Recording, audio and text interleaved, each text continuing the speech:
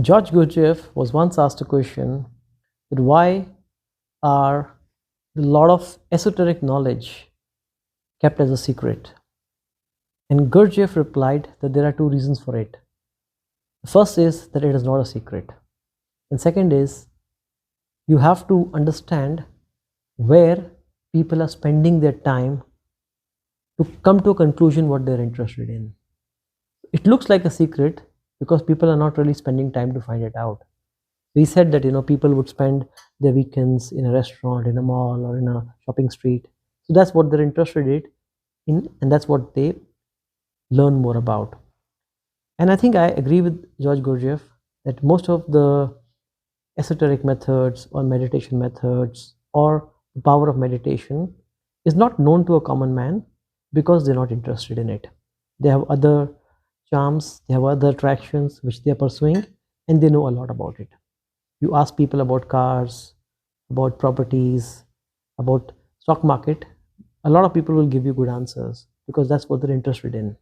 And of course, there is no opposition to living well in the world.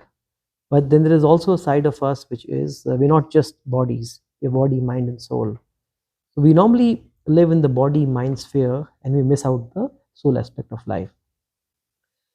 The other thing also to notice is that we see ourselves in the mirror every day, and the idea that we are the body gets reinforced almost every day.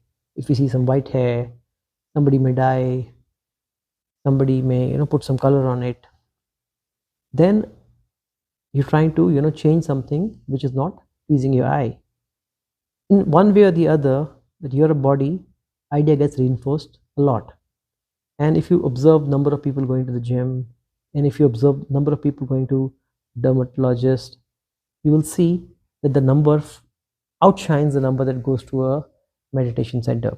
And I'm not against going to a gym at all, but the fact that we treat the body more important is clearly playing out in how we live a life. Similarly, you'll see yoga, the asanas are more popular than meditation.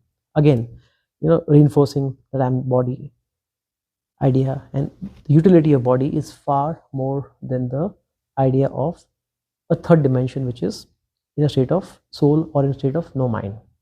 Likewise, when you meet people, they also kind of reinforce the idea that you're the body. How you look, how you talk somehow becomes very important in the worldly maneuvers. So all in all, meditation as a topic often misses the modern man. They're somehow missing that importance of meditation because we are moving mostly in the worldly plane where body is given more importance.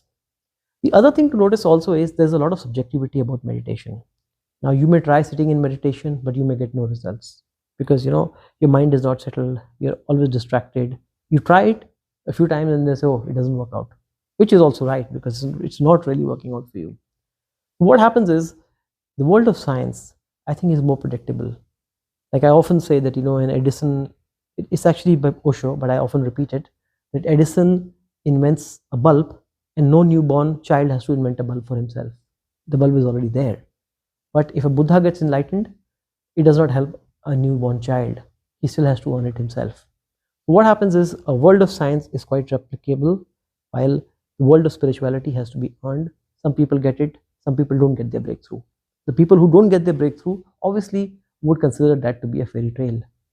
I can say anything or someone else can say anything. Unless it matches with your own experience, you will not likely believe it. You're not likely to believe it. So in that sense, they're also right. But it's been with human history that a lot of secrets are discovered and they are lost. But the good thing is whatever is lost often gets found again. There is a sort of a new wave coming out, I would say, in the West for a few years, maybe for a few decades, where meditation is gaining traction. People are getting enchanted towards this practice, and it does really help. It really helps to calm you down. One method of Raman Maharishi has written 2 small books, and if you look at his spiritual instruction, he somehow negates the idea that you have the body. So it's a practice like neti, that whatever is changing is not the real you. And you negate that. You look at your body is changing, you're a young child, you become a teenager, you're a middle-aged man. You negate it, you're not the body. Senses, right? I'm seeing, but my vision has changed over the last 45 years. So I'm not the senses, because senses are also coming and going. You're not the limbs, you're not the actions performed by your body, because that can also change as the body weakens. So all these things come and go. What remains is basically the observer, the witness. When you do a practice like Vipassana, so what is basically Vipassana? Vipassana is nothing but trying to be rooted in the witnessing mode, the observer mode, that you are observing everything that comes. You are really not bothered about what is coming to you, a thought, an emotion, a feeling. That's not important. What is occurring in your head is not important. To who it's occurring and who is the observer is the practice of Vipassana. You become an observer.